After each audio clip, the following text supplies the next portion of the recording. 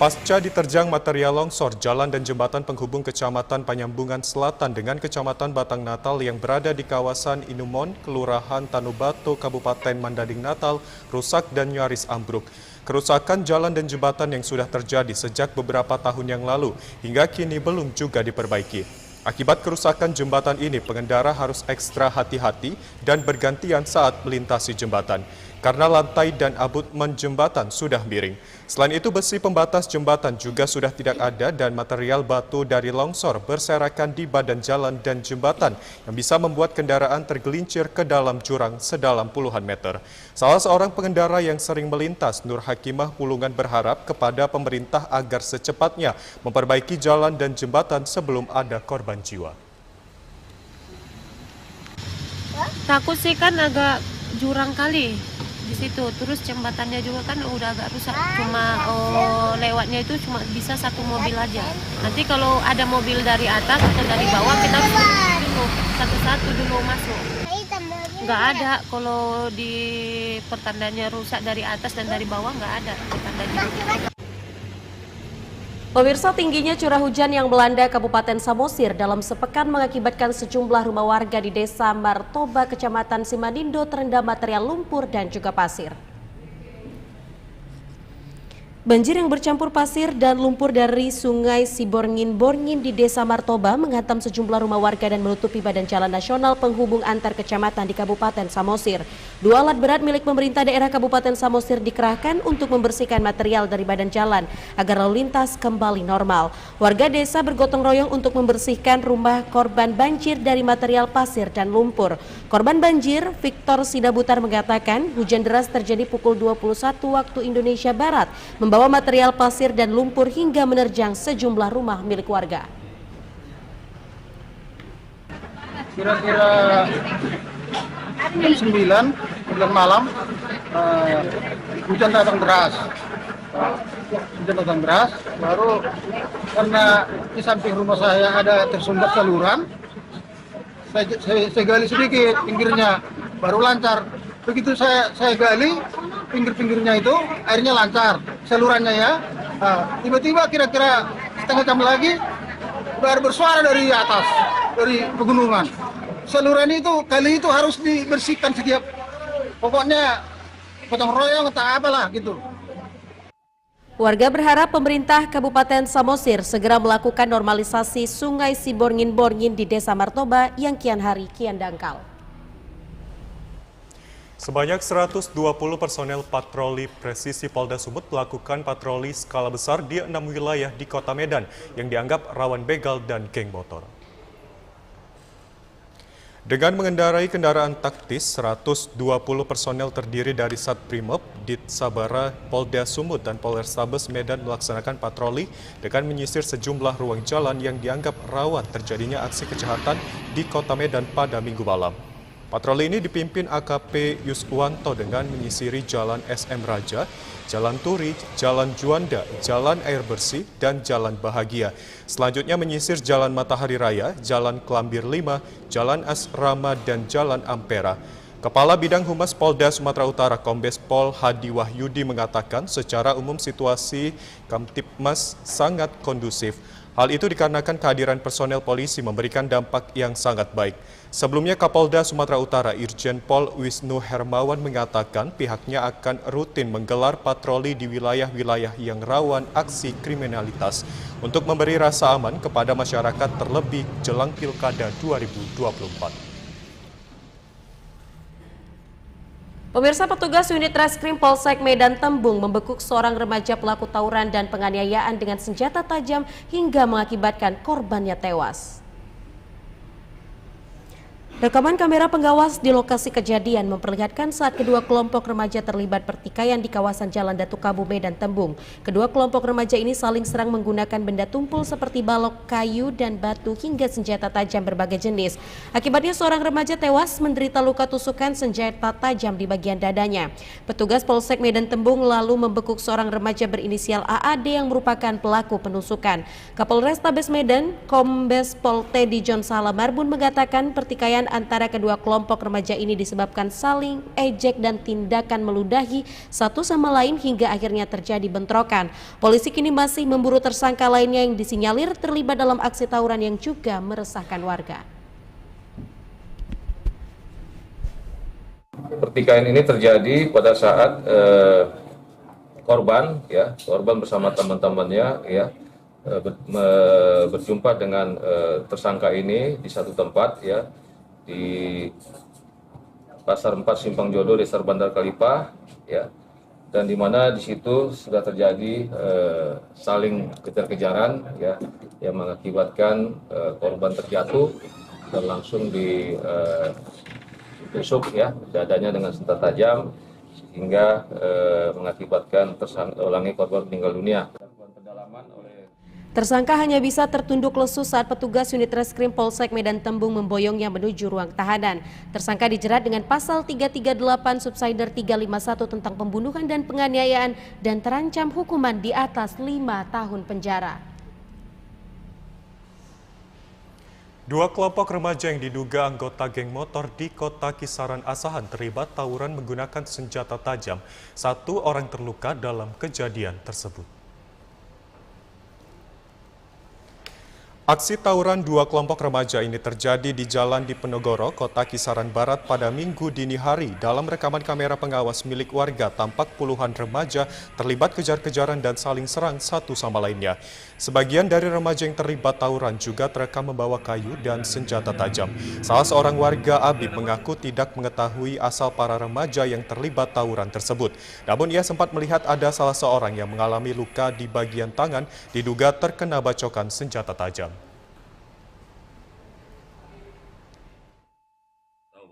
Mana atau apa tahu, Bang?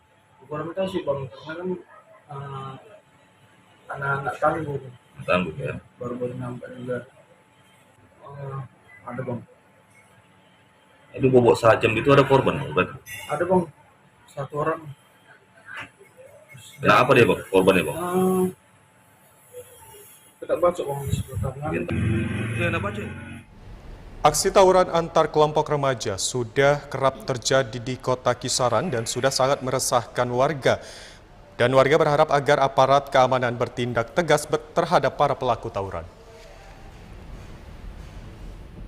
Ya pemirsa, kini saatnya kita beralih ke informasi Pilkada 2024.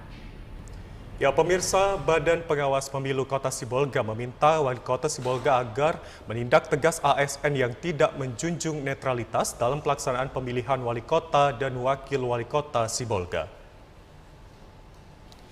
Koordif Penyelesaian Sengketa Pemilu Badan Pengawas Pemilu Kota Sibolga, Sio Bangun Sinaga mengatakan ASN di lingkungan pemerintah Kota Sibolga mulai dari kepala lingkungan, lurah hingga camat diminta tetap menjaga netralitasnya pada pelaksanaan pilkada.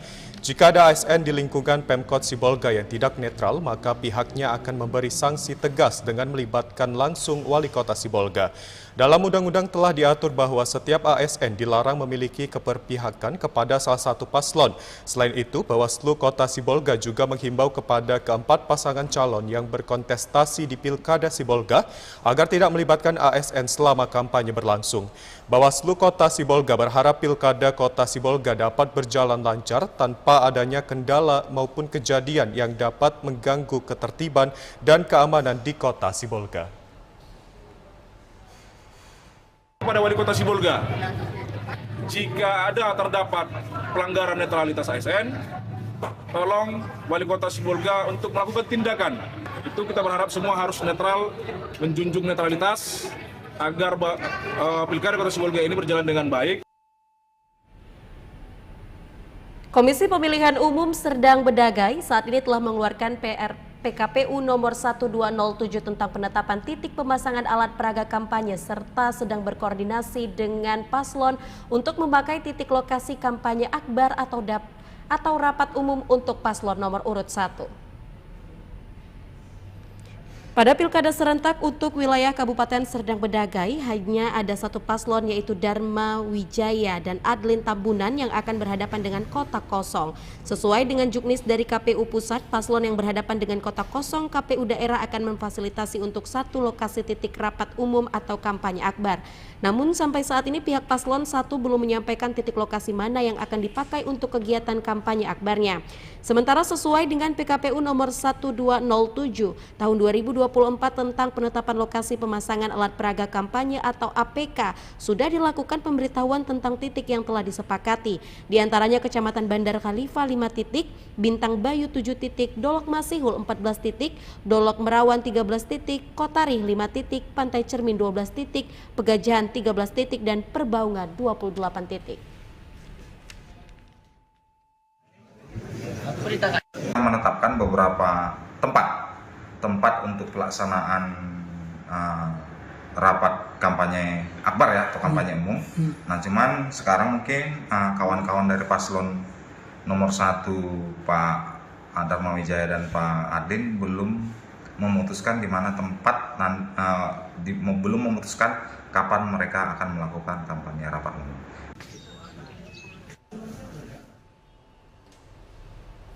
Bawaslu Kabupaten Toba menggelar sosialisasi pengawasan pemilu partisipatif peran media dan pers pada Pilkada Serentak tahun 2024.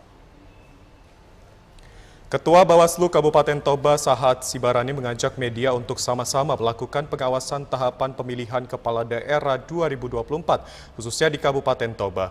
Melalui kegiatan ini, Bawaslu Kabupaten Toba mengajak seluruh rekan-rekan media massa atau pers di Kabupaten Toba untuk sama-sama mengawasi setiap tahapan pemilu di Kabupaten Toba. Sahat menekankan pentingnya pemahaman masyarakat terhadap tahapan-tahapan pemilu sebagai landasan utama untuk mengawasi proses tersebut. Selain itu, kesenjangan informasi yang mungkin dialami oleh sebagian masyarakat dapat terpecahkan. Bawaslu Kabupaten Toba pada dasarnya menjalankan tugas berdasarkan undang-undang yang berlaku. Namun dalam hal ini Bawaslu Kabupaten Toba memerlukan bantuan dari semua pihak terlebih dari media atau pers guna untuk mensosialisasikan kegiatan Bawaslu yang ada di wilayah Kabupaten Toba. Pemirsa, sebagai lembaga penyelenggara pemilu, Komisi Pemilihan Umum diminta agar menjaga sikap netralitas dan integritas guna terciptanya suasana pemilihan umum yang jujur dan adil. KPU sebagai lembaga negara penyelenggara pemilu harus berperan sesuai yang diamanatkan oleh undang-undang. Pemilihan kepala daerah Provinsi Sumatera Utara menjadi salah satu pilkada yang banyak menyita perhatian publik. Meski peta kerawanan Pilkada Sumut 2024 masih berada pada level warna kuning yang artinya aman, namun potensi untuk bergesernya warna tersebut menjadi warna merah masih memiliki kemungkinan yang cukup besar. Untuk itu diperlukan adanya sinergitas antara lembaga Bawaslu dan KPU Sumatera Utara agar terciptanya Pilkada Sumut yang memiliki prinsip langsung, umum, bebas, rahasia, jujur, dan adil. Pemerhati pemilu Rai Rangkuti mengatakan KPU seharusnya tak hanya berfokus pada persoalan teknis seperti perekrutan KPPS dan penentuan DPT. KPU harus dapat mengambil peran yang lebih sentral dengan mengedukasi masyarakat agar nantinya dapat memilih calon pemimpin yang benar-benar memiliki integritas dan kemampuan dalam mengelola daerah. Nah, jadi kalau peserta itu katakanlah di sudut A, kemudian pemilih itu di sudut C, gitu. Nah, di tengah-tengahnya itu ada KPU yang mengantarkan peserta ke pemilih. Nah, saya katakan kalau mesinnya hanya bekerja sekedar memproduksi, ya itu kalau yang kita masukkan itu adalah sampah, ya keluarnya adalah sampah. Tapi tantangan bagi KPU itu adalah bagaimana cara memverifikasi sampah yang masuk ini itu jadi sesuatu yang bersih itu, atau air kotor yang dimasukkan ke dalam mesin ini keluarnya adalah air yang layak diminum gitu. Juga diharapkan mampu menjadi alat penyeimbang di tengah kian memanasnya Pilkada Sumut yang kini telah dilakukan oleh masing-masing pasangan calon sebagai strategi kampanye. KPU juga diharapkan dapat bersikap sesuai dengan undang-undang, yakni sebagai penyelenggara tak memiliki keberpihakan terhadap salah satu paslon. Warga kota Gunung Sitoli khususnya yang termuat di dalam daftar pemilih tetap pada Pilkada serentak tahun 2024 diminta mendukung penyelenggaraan pemilihan calon gubernur dan wakil gubernur, calon bupati dan wakil bupati, calon wali kota dan wakil wali kota di wilayah itu.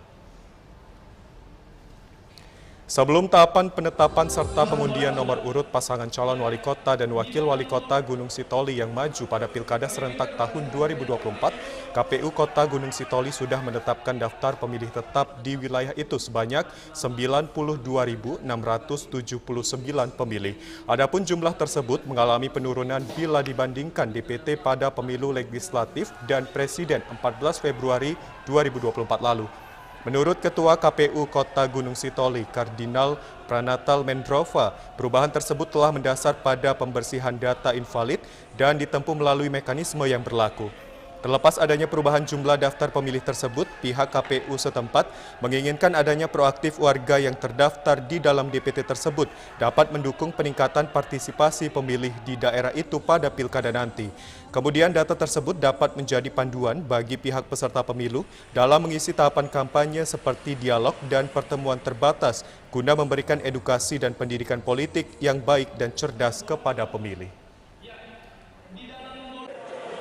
DPT dari DPSHP tadi itu. Dan sedikit gambaran, ada sedikit memang perbedaan jumlah pemilih dibandingkan pada saat Pileg atau Pilpres bulan Februari kemarin. Dan ini masih terus dirampungkan oleh tim kita dari KPU Kota Gunung Sitoli. Menurun atau meningkat? Untuk sementara, berdasarkan rekapitulasi kami melihat bahwa adanya penurunan jumlah pemilih bukan karena KPU bersama-sama dengan tim juga terus melakukan pembersihan data, sehingga data-data yang invalid, data-data yang ganda, hasil juga tanggapan dari masyarakat itu terus kita perbaiki sehingga kita bisa membuat kualitas data pemilih kita lebih baik. Hanya itu, warga secara umum termasuk elemen terkait dapat mendukung pihak penyelenggara untuk mengawasi tahapan pemilu. Secara khusus saat ini terapan ketentuan mengenai kampanye Pilkada 2024 sebagaimana diatur di dalam Peraturan Komisi Pemilihan Umum Nomor 13 Tahun 2024. Pemirsa, sebanyak 35 orang anggota Dewan Perwakilan Rakyat Daerah Kabupaten Tapanuli Utara yang terpilih pada pemilu serentak tahun 2024 hari ini resmi dilantik dan diambil sumpahnya dalam rapat paripurna di ruang paripurna gedung DPRD Taput di Tarutung. Pelantikan dan pengambilan sumpah anggota DPRD Taput dihadiri PJ Bupati Taput, Kapolres Forkopimda, Kepala Kejaksaan Negeri Tarutung, dan Dim 0210 dan Ketua DPRD Taput periode 2019-2024. Acara pengucapan sumpah dan janji ini dipimpin Ketua Pengadilan Negeri Tarutung Marta Napitupulu, didampingi rohaniawan serta dihadiri para undangan serta para tokoh partai. Menteri Dalam Negeri dalam amanatnya disampaikan PJ Bupati Taput, Dimpos Masih Hombing menyampaikan ucapan selamat kepada anggota DPRD terpilih dan menekankan pentingnya tanggung jawab yang akan diemban sebagai anggota Dewan. Sementara itu, berdasarkan akumulasi perolehan suara pada Pileg lalu, jumlah suara sah untuk DPRD Taput sebanyak 173.866 suara, di mana PDIP memperoleh suara terbanyak sebanyak 49.095 suara, disusul Partai Perindo dan Partai Golkar. Usai pengucapan sumpah dan janji, dilanjutkan penyerahan palu sidang dari pimpinan DPRD Taput yang lama kepada Ketua DPRD sementara Jimmy Tambunan dari PDIP dan Wakil Ketua sementara Dedi Huta Barat dari Partai Perindo. Sekretariat DPRD Serdang Bedagai sedang melakukan persiapan kegiatan agenda peresmian pemberhentian dan pelantikan 45 anggota DPRD terpilih Kabupaten Serdang Bedagai yang dijadwalkan 28 Oktober mendatang. Sekretaris Dewan Fahmi melalui Kabak Persidangan Sri Rahayu melakukan koordinasi lintas sektoral dengan Pengadilan Negeri Serampah yang diagendakan akan melantik dan mengambil sumpah anggota DPRD terpilih.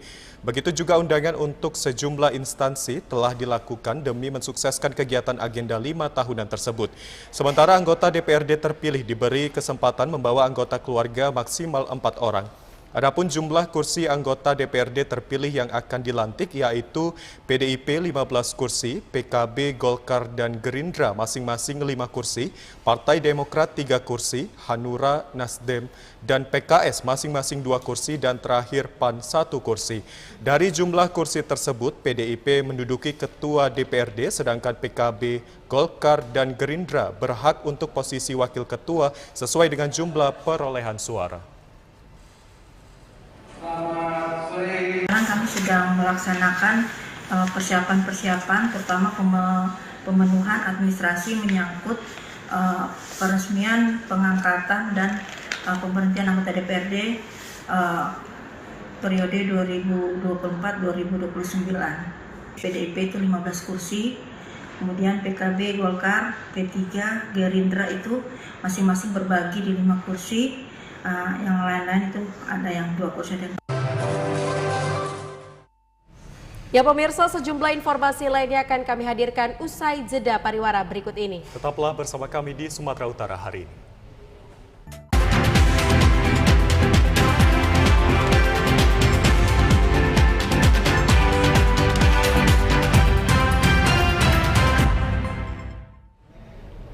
Ya, terima kasih Anda masih bersama kami. Pemirsa, AFC kembali menyelenggarakan acara akbar Grand Lop bagi leaders dan membernya di Gedung Selekta Jalan Listrik Medan.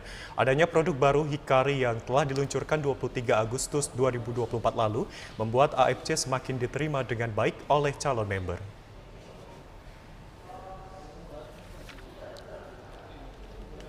Member AFC mengikuti rangkaian kegiatan Grand LOP, diantaranya pemberian penghargaan Achiever, Trip Cruise, dan bonus akhir tahun Annual Rank kepada member mulai dari 5 juta hingga miliaran rupiah. Sementara itu, General Manager AFC Nicolas Rampisella menyampaikan produk knowledge tentang kualitas dan keunggulan produk-produk AFC yang diproduksi farmasi terbesar dan tertua di Jepang. Usai menjelaskan produknya, Nicolas Rampisella menjelaskan peluang bisnis untuk member dan calon member yang hadir pada acara tersebut. Nico Rampisella berharap agar keunggulan produk AFC dapat disampaikan kepada masyarakat yang membutuhkan. Sementara itu, Budi Darwin, member yang berperingkat double Busido, mengatakan animo masyarakat untuk menjadi member sangat tinggi sekali karena kualitas produk dan bonus yang diberikan sangatlah fantastis. Baru-baru ini AFC kembali menerima penghargaan rekor muri Indonesia kelima, perusahaan dengan penjualan langsung produk terbanyak saat launching, yakni 17.000 box selama 4 jam. Memasuki tahun ke-7, AFC di Indonesia hendaknya dapat meningkatkan lebih banyak lagi ekonomi masyarakat. Dalam 5 hari kita menjual lebih kurang 30.000 box, ya luar biasa teman-teman. Jadi ini peluang bisnis yang sangat bagus juga untuk di Indonesia, terutama di Kota Medan, teman-teman. Kita akan terus ya mensejahterakan rakyat Indonesia dan kemudian juga bisa mengangkat ekonomi masyarakat Indonesia juga. Ya, dengan hadirnya AFC hari ini di Indonesia di tahun ke-7, kita sudah sangat banyak membantu keluarga-keluarga yang ekonominya di bawah hari ini punya penghasilan ya puluhan juta, ratusan juta rupiah ya, udah ribuan orang. Busido AFC Ko Yohanes menjelaskan yang menjadikan AFC mendapatkan perhatian publik karena produknya sangat tepat bagi semua kalangan, mulai dari anak-anak hingga orang dewasa. Produk AFC berfungsi untuk men-trigger sel tubuh sehingga dengan mengkonsumsi AFC akan mampu meregenerasi sel tubuh yang telah rusak. Dengan hadirnya AFC di Indonesia akan mampu menyehatkan anak bangsa baik dari kesehatan tubuh dan juga ekonomi. Nah, di sini kita perlu sekali teman-teman untuk meningkatkan kualitas hidup dan generasi muda yang lebih baik lagi, maka perlu dilakukan yang namanya perbaikan kesehatan. Jadi dengan adanya AFC hadir di Indonesia, khususnya di Medan ini, maka banyak sekali akan orang terbantu karena lifestyle yang tidak baik, kemudian keuangan yang tidak terlalu baik-baik saja dengan pola bisnis yang kita punya, maka akan sangat membantu untuk memberikan perbaikan baik dari sisi kesehatan maupun ekonomi di masyarakat. Untuk memeriahkan acara Grand LOP, sejumlah member mengikuti kegiatan berjoget dan peragaan busana yang bercirikan produk. Di akhir acara, panitia mengumumkan pemenang yang mendapatkan lucky draw. Pemirsa, kita beralih ke informasi lainnya guna mengaplikasikan proyek penguatan profil pelajar Pancasila atau P5 yang mewajibkan siswa harus belajar secara aktif dan inovatif melalui belajar membatik. Inovasi terbaru dalam dunia pendidikan adalah dengan menerapkan proyek penguatan profil pelajar Pancasila, yakni siswa tidak hanya belajar di lingkungan sekolah, namun belajar di alam terbuka serta menguatkan kreativitas para siswa. Salah satu kegiatan di luar sekolah adalah dengan melestarikan budaya daerah seperti kegiatan membatik. UMKM kreatif satu-satunya yang ada di Kabupaten Langkat adalah Kampung Batik Brandan yang dikelola oleh para kaum ibu-ibu yang dikoordinir oleh seorang desainer terkenal di ibu kota Jakarta yang merupakan warga pangkalan Brandan, yakni Dani Rossi. Di lokasi ini para siswa diajarkan cara membuat motif dan mewarnai sehelai kain yang merupakan cikal bakal batik warisan kebudayaan Kabupaten Langkat. Tidak hanya mewarnai, para siswa ini juga diajarkan cara mengecap batik oleh para tenaga profesional yang ada di Kampung Batik Brandan. Sebelum membatik, para siswa ini sebelumnya diberi pengarahan dan pendidikan oleh desainer Dani tentang sejarah dan motif batik yang berasal dari Kabupaten Langkat.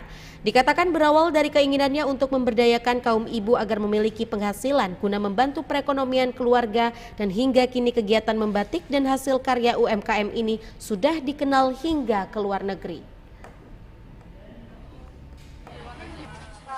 Untuk memperingati Hari Batik nanti di tanggal 2 Oktober, SD dan SMP Metodis melakukan pelatihan membatik di Kampung Batik Brandan.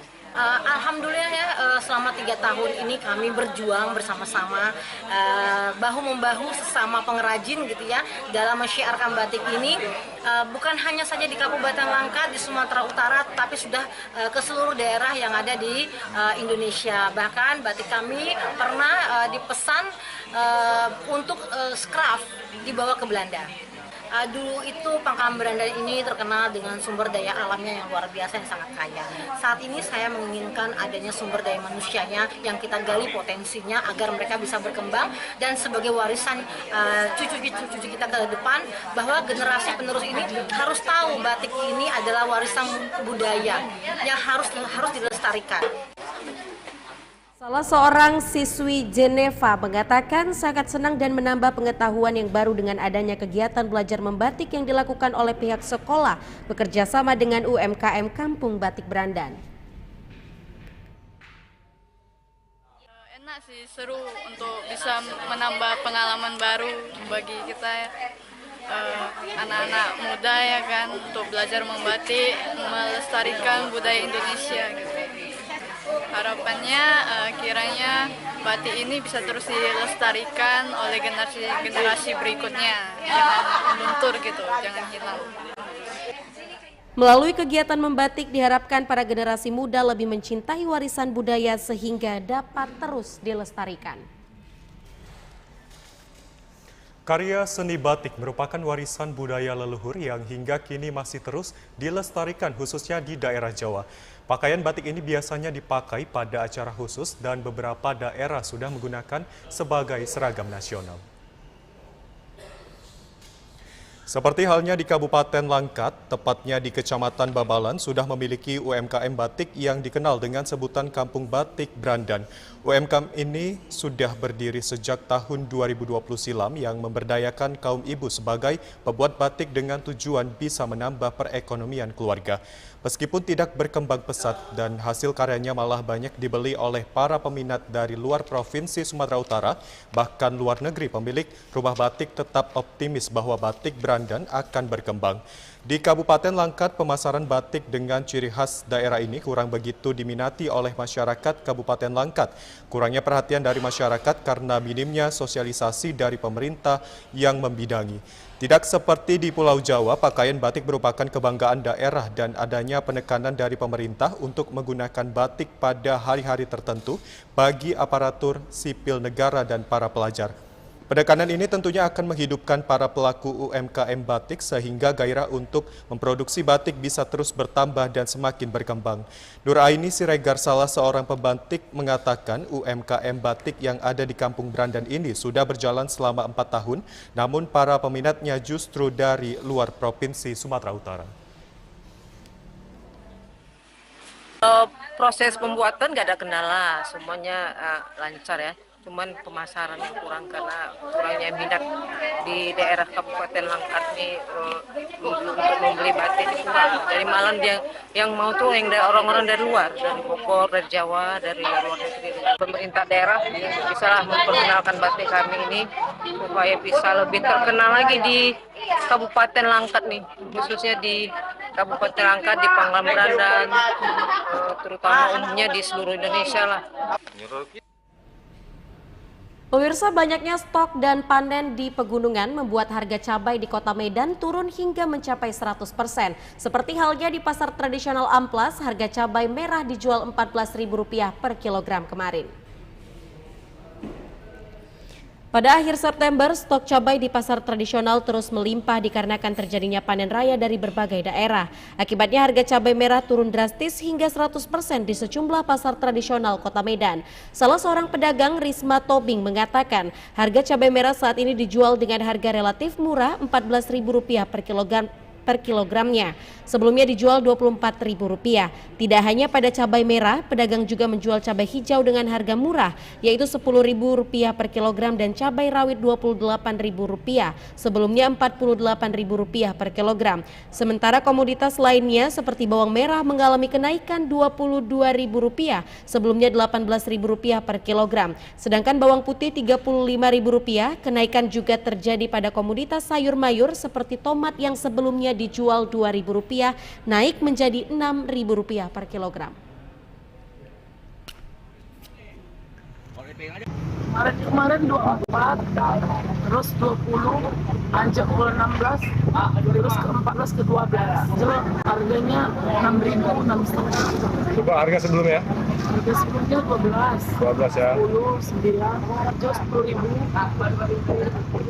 11 ya. Kalau cabai rawit dari harga kemarin 48.000 turun menjadi harganya 28, 30.000. Merah. Menghabiskan waktu libur akhir pekan kurang lengkap kalau tidak berkunjung ke objek wisata kawasan hutan lindung Sorik Nauli di Desa Sopotinjak, Mandailing, Natal. Di kawasan ini terdapat keindahan alam dan sumber mata air yang jernih yang berasal dari kaki gunung. Lahan yang berada di pemukiman tengah-tengah desa di kawasan Taman Nasional Batang Gadis dimanfaatkan menjadi destinasi objek wisata baru. Di lokasi ini terdapat sumber mata air yang langsung keluar dari kaki gunung dan atmosfer pepohonan hutan menjadi daya tarik bagi pengunjung untuk berwisata. Di kawasan hutan lindung ini, pengunjung bisa mandi dan bersantai di dalam pondok untuk melepas penat. Destinasi Sorik Nauli dikelilingi awan serta udara yang dingin. Di tempat ini pengunjung juga dimanjakan dengan makanan tradisional Mandailing seperti ikan mas bakar dan goreng, nasi goreng kampung dan berbagai aneka minuman seperti kopi dengan harga yang terjangkau. Konsepnya di kota penuh dengan kebisingan, tentu di sini untuk menyenangkan pikiran biar jiwa kita tenang di sini. Dia bisa bawa keluarga, dia bisa bernyanyi, dia bisa mandi dengan suhu yang rendah, ya. Terus airnya dari mata air langsung dari bawah gunung. Embun ini sudah turun jam 1, jam 2 sehingga dingin, itu kesan saya pertama. Tapi saya pikir setiap orang senang dengan suasana sejuk dan dingin, khususnya orang perkotaan gitu. Pemirsa, produk UMKM yang sudah mendapat respon positif dari masyarakat ternyata masih menemui kendala dalam pemenuhan administrasi. Hal itu membuat semangat pelaku UMKM menurun meski hasilnya sudah dirasakan.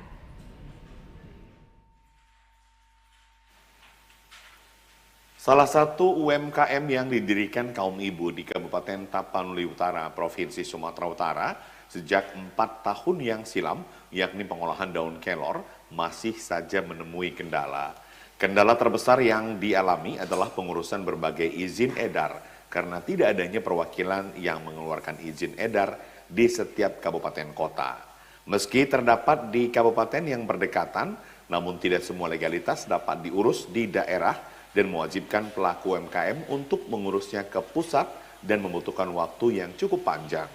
Pengelola UMKM Ratu Kelor di Tapanuli Utara, Tiene Nadiak mengaku setelah memulai usaha mengolah daun kelor menjadi aneka penganan, secara perlahan mendapat respon positif dari masyarakat. Apalagi kandungan yang terdapat pada olahan daun kelor sangat cocok bagi anak-anak yang kekurangan gizi, membuat permintaan dari berbagai daerah semakin tinggi. Pada awalnya UMKM daun kelor hanya dikelola oleh 2 ibu rumah tangga. Namun saat ini terdapat 9 kaum perempuan yang mayoritas ibu rumah tangga ikut mengelola UMKM daun kelor tersebut. Untuk menjadikan UMKM semakin tangguh dan berdaya saing, pemerintah yang membidangi lebih memberi perhatian dan pendampingan.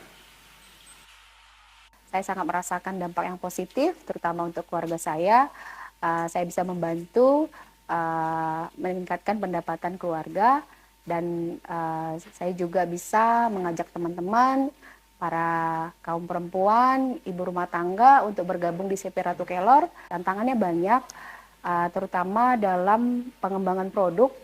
Ada izin-izin yang harus kami lengkapi dan membutuhkan pendampingan, membutuhkan dukungan dari pemerintah sehingga izin-izin tersebut bisa keluar dengan mudah.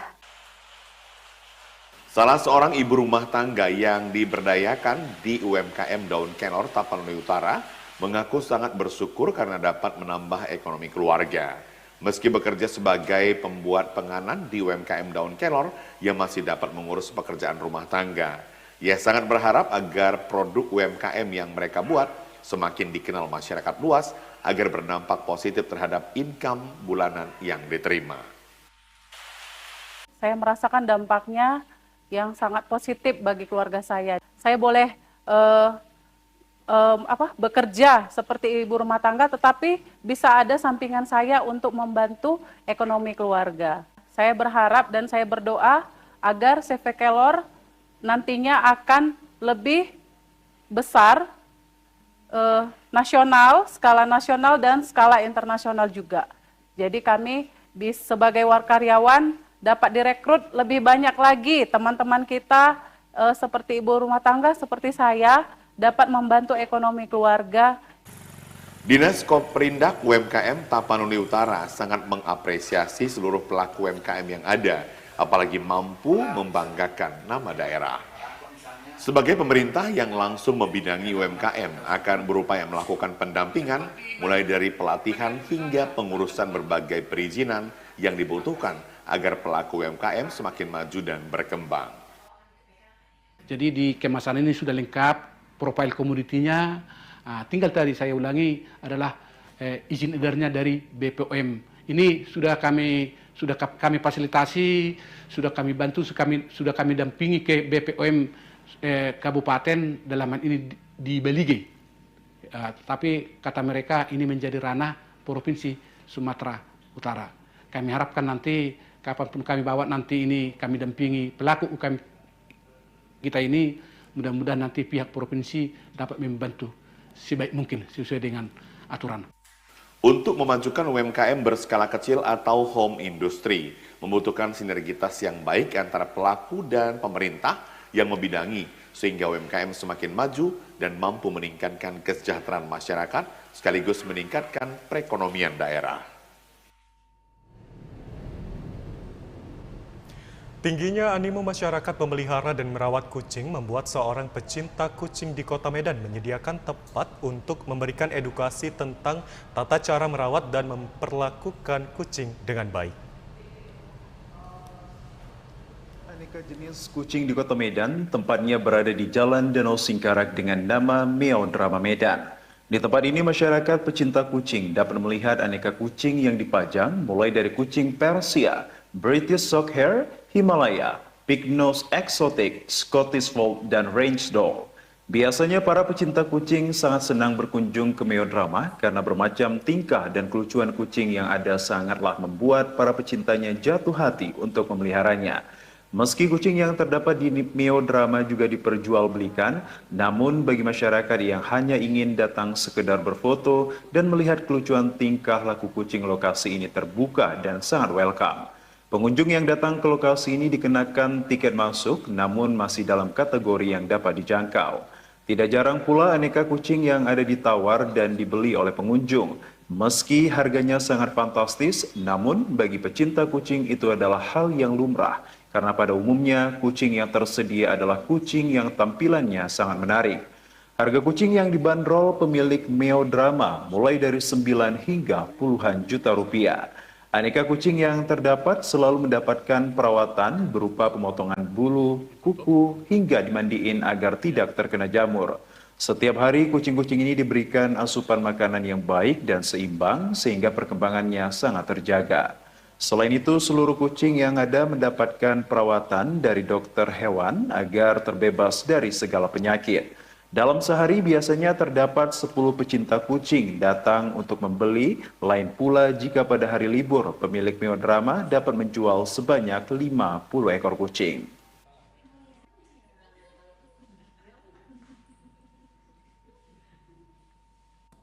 Dari kecil udah suka kucing, dari kucing jalanan, biasanya sering feeding di jalan, itu mulai sukanya kucing yang kuku panjang, kemudian makin dipelajari rupanya kucing banyak jenisnya, Persia, kucing BSH, kucing ras, ya satu-satu kita koleksi, mungkin belum lengkap tapi kalau ada yang nampaknya cakep, feel-nya kayaknya jodoh gitu, ya biasanya kita adopt. Kalau untuk sehat, ya perawatan kucingnya harus rutin ya. Dari vaksin, dari obat kutu, anti jamur, vitamin, ya. Kalau dikelilingi kucing, apalagi sedang kasih mereka makan gitu kan, feelingnya enak gitu, senang. Para pecinta kucing mengaku mengetahui lokasi ini dari media sosial. Awalnya para pecinta hanya ingin sekedar untuk melihat-lihat saja dan juga bertanya terkait bagaimana cara memelihara kucing dengan baik agar dapat tumbuh sehat. Namun tidak jarang setelah melihat para pecinta akhirnya jatuh hati untuk membelinya. Meski tergolong mahal, namun jenis kucing yang dijual sudah sangat sesuai dengan kondisi dan jenisnya. Para pecinta kucing yang telah membeli masih dapat berkonsultasi dengan Meodrama dalam pemeliharaannya. Halo, nama aku Meilan. Ini pertama kalinya aku ke Meodrama. Tadi diajak sih sama teman ke sini. Terus kenapa tertarik ke sini? Karena emang suka banget sama kucing. Di rumah ada kucing juga satu. Ini pertama kalinya sih ke kayak kafe kucing gini ya. Kayak ngeliat kucing-kucingnya pada lucu-lucu banget, gendut-gendut. Jadi kayak kayak konsepnya emang fun banget sih bisa main sama kucing. Untuk mensiasati agar kucing yang dibeli tidak terlalu mahal, para pecinta biasanya membeli yang tidak terlalu besar. Selain itu dapat diajarin sejak kecil sekaligus mengamati perkembangannya. Para pecinta kucing mengaku memelihara kucing tidak terlalu rumit dibandingkan memelihara hewan seperti anjing.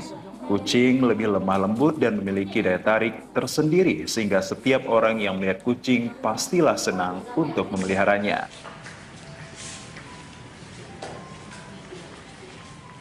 Kucing saya tipenya yang Persia dan biasanya ya perawatannya paling kayak sebulan mandi 2 kali gitu. Terus paling perawatan bulanan juga loh kadang obat-obatannya. Ya pertama kalau untuk memelihara kucing tidak begitu ribet ya seperti kita memelihara anjing. Terus mereka sifatnya lebih kalem biasanya daripada anjing. Jadi lebih gampang untuk dipelihara. Ya paling ini ya kita merasa terhibur ya ketika kita capek pun mereka kadang ngerti ya kita lagi capek mereka pun datang manja minta dielus. Apalagi kadang kalau kita sedih mereka juga datang. Kucing yang dianggap sebagian masyarakat adalah hewan biasa, ternyata bagi pecinta adalah hewan yang sangat menyenangkan dan spesial. Bahkan dengan memelihara kucing yang dicintai merupakan bukti kepedulian terhadap hewan yang juga membutuhkan perhatian agar dapat bertumbuh dan berkembang dengan baik. Pemirsa, berikut informasi perakiraan cuaca di sejumlah daerah di Sumatera Utara dari Badan Meteorologi, Klimatologi, dan Geofisika Wilayah 1 Medan berlaku pada hari Selasa 1 Oktober 2024.